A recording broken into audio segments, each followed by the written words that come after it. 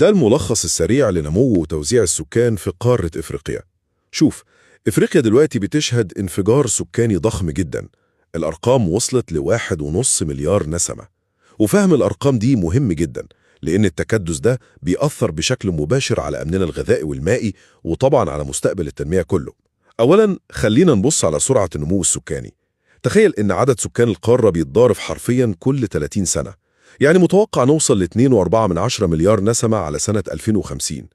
التحدي هنا مش مجرد أرقام بتزيد وخلاص، لا، التحدي الحقيقي في الضغط الاقتصادي الرهيب عشان توفر احتياجات أساسية لأجيال بتكبر قدامك كل يوم. ثانياً، المشكلة الأكبر بتبان في التوزيع. الكثافة السكانية مش متوزعة بالتساوي خالص. الناس بتتكدس في مناطق وفرة المية والمناخ المعتدل، وبتسيب مساحات شاسعة جدا فاضية. الوضع بجد عمل كأنك عازم آلاف الناس في أوضة وصالة. وطبعا التكدس ده بيعمل ضغط مرعب على مدن بعيقة، وبيخلق أزمات زي الهجرة الداخلية السريعة للمدن، وضغط مهول على البنية التحتية. أخيراً، الضغط الاستثنائي ده على الموارد خلى الدول الإفريقية تتحرك بسرعة عشان تحل الأزمة من جذورها. التحدي الأساسي دلوقتي هو زيادة نسبة الإعالة.